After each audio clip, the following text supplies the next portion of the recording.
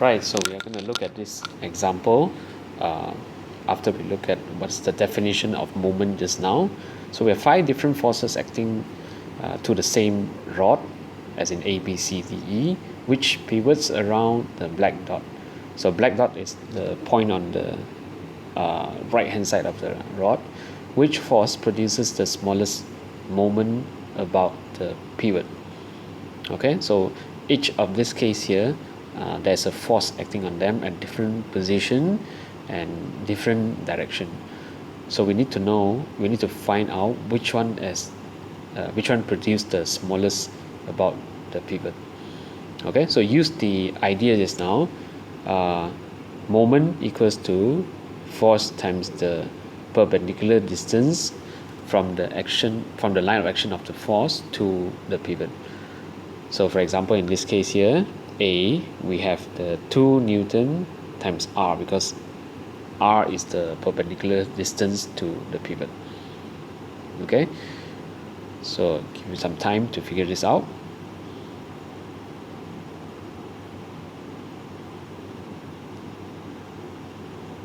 You can also pause the video if you need longer time. I'm going to continue here, and this one will be 2 times half the R. Okay, smaller than A, whereas this one passed through the point of moment, which is this point here, so therefore it should have no perpendicular distance, and therefore its moment supposed to be 0.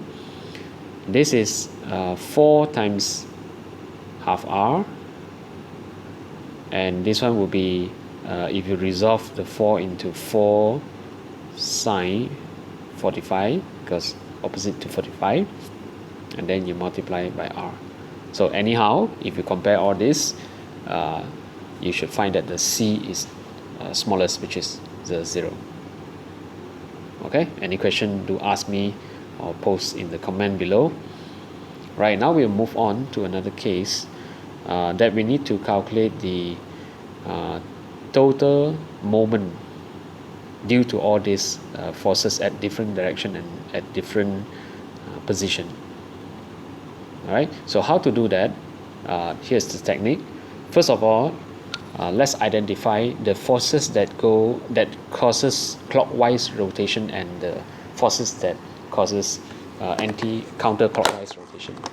So every time you have a case like that you have a beam, and if you want to figure out what is the direction that the forces, the direction of moment that the forces cause, so you hold a pan, and whichever is the pivot, you try to simulate with your pan that you're holding. So like in this case here, because the pivot point is on the left hand side of the rod there, so I'm just going to mirror that. So it's going to be this point here, and the 4 Newton is somewhere here, 4 Newton somewhere here, and then the 5 is here, and then the 6 is here. Okay, so let's look at 6 first. 6, as you imagine it pull down, is going to cause a rotation that is in such a direction. Okay, one more time. 6, if it is pushing it down, then it should cause a rotation in such a direction. 5, we don't have to look at it basically, because it should cause no moment. Whereas 4, because it's pointing here, and we know that it can be resolved into a vertical direction, and that is like pushing this pan up. So compared to the motion just now, 6 Newton is down, 4 Newton is up. So we know that these two basically are opposite to each other. The direction actually is opposite to each other, right? So knowing that, now we can form our solution. Look at the screen, yeah? So moment of the counterclockwise, that will be the 4 Newton.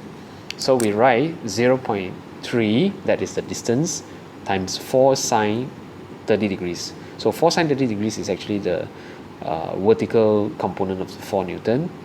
Its component that is parallel with the beam or the rod basically produce no moment, so we just ignore that. So that gives us 0.6 Newton meter.